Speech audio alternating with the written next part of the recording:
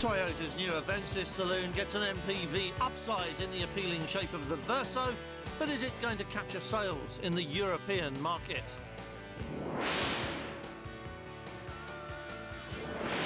The V70 is an estate version of the V60 saloon, and it's up against some fairly impressive competition in a tough market, including BMW and Mercedes. When Toyota replaced its successful but strangely named Carina with the Avensis in 1998, it took a number of steps forward in design, both inside and out, as it began to move this medium-sized bestseller slowly up market. The arrival of the Avensis Verso makes that upsizing rather obvious, though complete, because what we have here is not a family saloon car such as Mondeo and similar, but yet another MPV, the kind of thing that competes with Opel's Zafira, say, or the Honda Stream.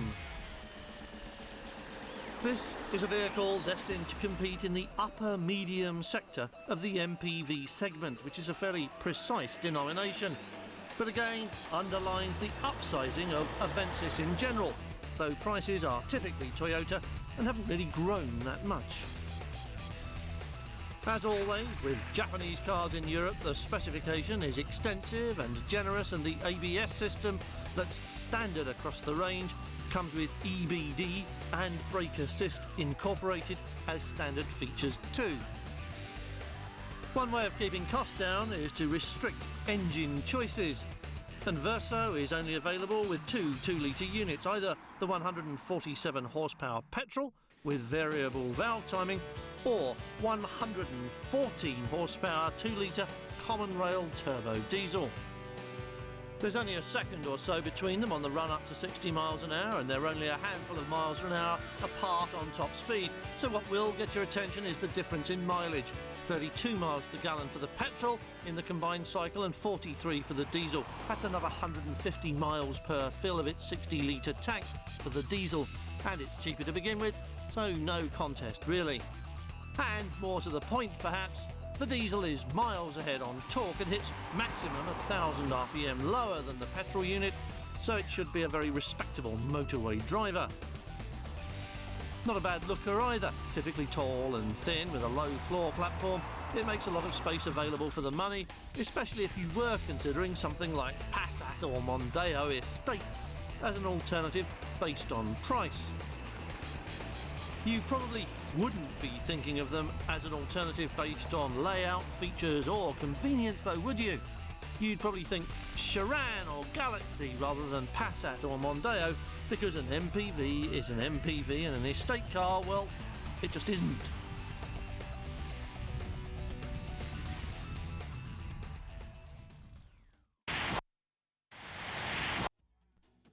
Even so, the VW and the Ford are big, swoopy rivals to Verso, hardly a step above the tall, thin mini MPVs we've so much of just lately. And its smaller size is very evident in the way it's designed, even though it has the lowest roofline of its kind. So it's fairly pleasing to the eye, and indeed in this metallic colour it does seem to have a bit of Lexus about it, which tends to add an air of quality. Whether that's deliberate or accidental on Toyota's part, or just wishful thinking in the eye of the beholder, it's hard to say, but whatever, it's not a bad looking car for an upper medium sector MPV. Good looking externally then, it's not bad inside either. And its interior won heaps of praise from all sides, mostly because it was a marked improvement over what had gone before, rather than for any other reason, and of course that was 2 or 3 years ago. Still nice, it's identifiably Japanese, but of course that also means, as we have said before, that it comes with a typically generous Japanese specification.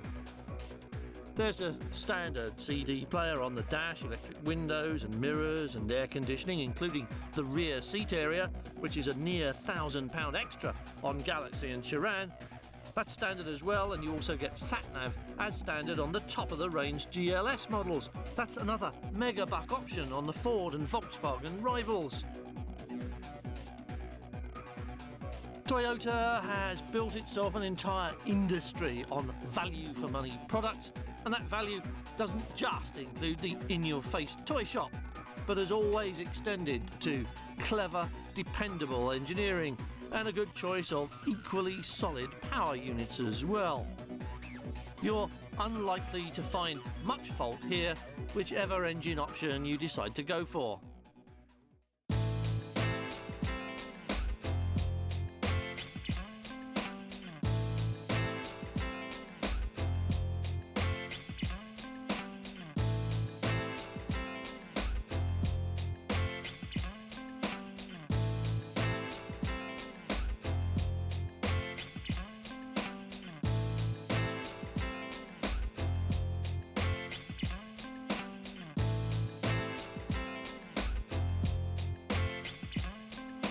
Toyota's competing hard for your money in this marketplace, as in every other, but products which have been runaway bestsellers for years in America haven't found similar levels of success in Europe.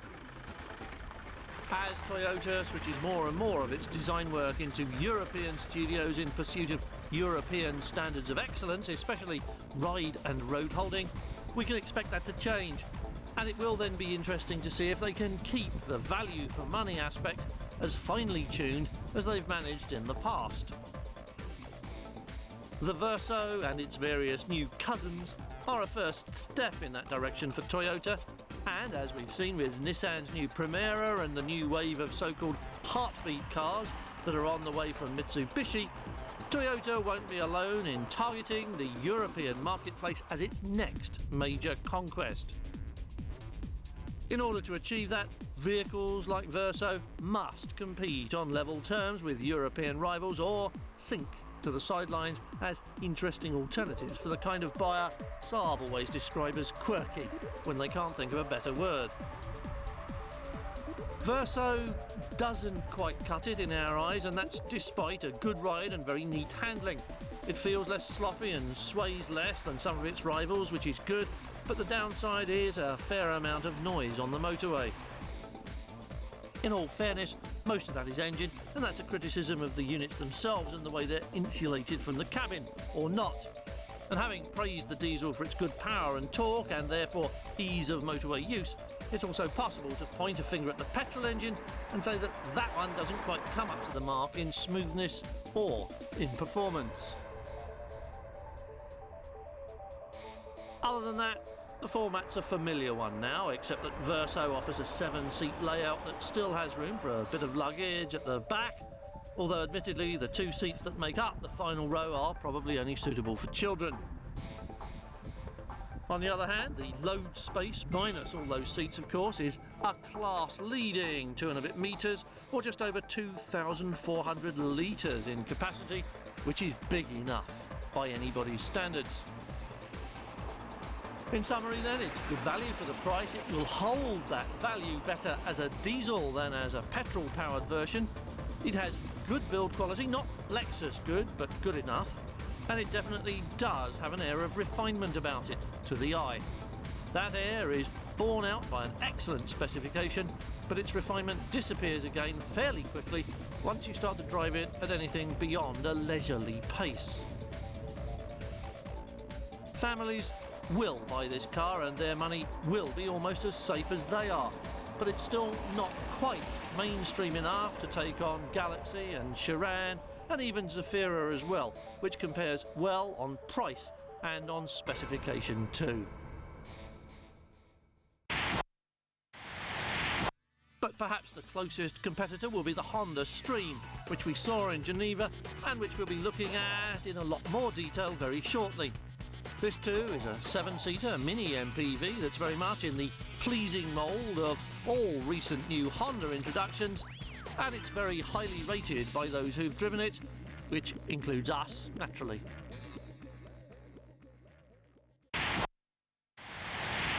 And there's an alternative if you don't want the full-sized MPV look or facilities, or if you do want to go off-road. And it comes in the equally pleasing shape of the CR-V, which was introduced as all new in Tokyo last year. Again, it's difficult to find fault with the CR-V, and it does offer a slightly more butch alternative to the problem, something else we'll be looking at in more detail very soon. And we'll be looking at Volvo's V70 estate car in detail in just a moment, as the Swedish manufacturer still excels at what we all know it does best.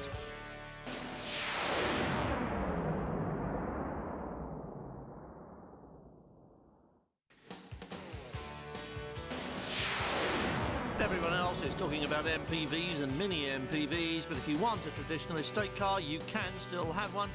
And here are 6 of the best. Volvo makes estate cars, that much we all know. In fact, the Swedish manufacturer didn't make estates for the first 30 years of its existence, but no matter. When it did start developing estate and saloon versions of the same model side by side, the result was the arrival of an enviable brand image which Volvo has been trying to escape from ever since.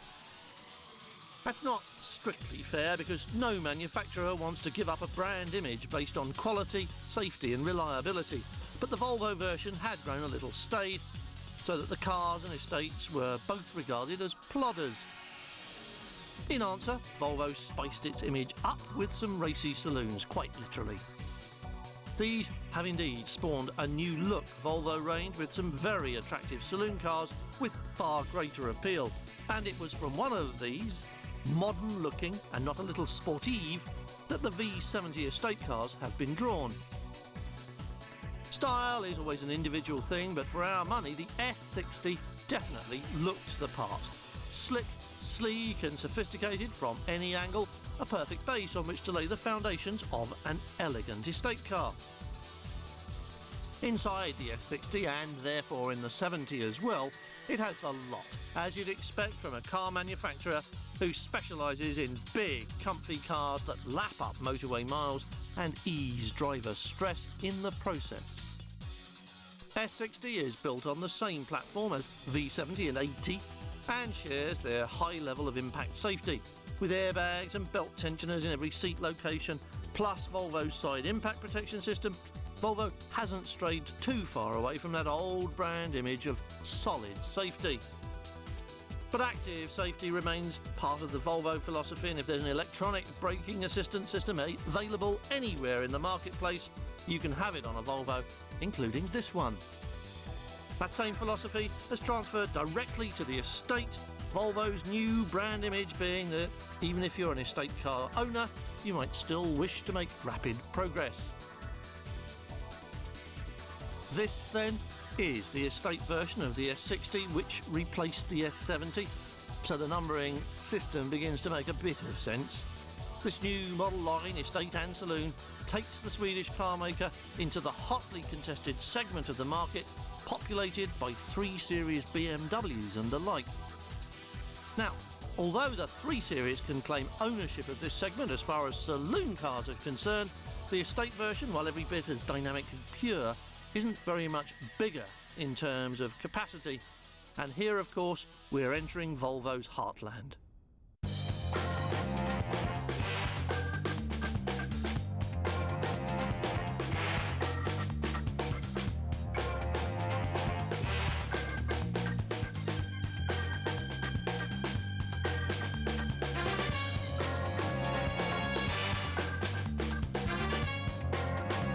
Basically, whatever you think you'd like inside a car to make your driving life easier and happier, you can have it in the V70. Starting with the big comfy seats that really have got room for 5 grown-ups to sit in comfort, with plenty of leg, head and shoulder room all round. Although if you were being scrupulously honest, you'd have to say it excels as a 4-seater. For the driver, none of that matters, of course, and Volvo comes with all mod cons, including the excellent ergonomics you'd expect and every toy in the shop, including, of course, the now mandatory satellite navigation. Some things are optional through the range, and that includes the lesser models, of course. One thing they have all got, though, is storage. If you've got a cup, a parcel, a CD, a bag, a sandwich, or anything else, then Volvo have got a place to hang it, stow it, or balance it. The engineers have looked at everything, and if they could find a space, included it, occasionally finding little innovations along the way. The map light tucked under the front seat so it illuminates things on the seat even when your navigator's missing. Not 1 inch of interior space has been wasted in the search for storage facilities. There's even a rubbish bag holder in the back seat, and there are drink holders just everywhere you look. But all this could be missing a point, because the V70 is very much a driver's car, even with the extra weight of all that glass surrounding the load compartment. Among the toys, Geartronic is Volvo's version of what we all understand as Tiptronic, a manual that's automatic and vice versa. And there's also a thing they call the Spaceball, which is a clutchless manual that shifts via a smart aluminium lever and gate, plus a conventional manual which lets you make the most of the power available from the engine. V70 comes to you with a choice of 3 petrol engines, including what Volvo calls a light pressure turbo, a 2-litre unit that delivers the highest power output and the characteristically flat top torque curve of a turbo unit, although its performance is hardly earth-shattering by comparison to the other 2. But on the road, it's a typically efficient Volvo drive. Company philosophy requires that road behaviour doesn't change when the car is driven hard. Consistent behaviour makes driving safer, says Volvo, and need not sanitise the driving experience, though some testers do tend to feel that it is just a little bit numb as a result, but not enough to bother you. Competitors and saloon versions of the 5 Series attract pages of praise from road testers all over the world, not only because it consistently rates as the best chassis in the BMW range, but because it also rates as the best among its rivals on an almost as regular basis. The estate version, which BMW strangely call a touring model, handles its extra weight just as well as the saloon when it comes to driving, and no wonder. Big fat tyres, supple and grippy suspension, you've heard all the cliches and they're all true. Though the Tourer does have that extra space and weight at the back, you'd never know without looking round. Even when you load it up, self-levelling suspension takes most of the sting out of its tail. The Touring comes with almost as many choices and models as the saloon variant, so you get a full spectrum of diesel options as well as petrol engines.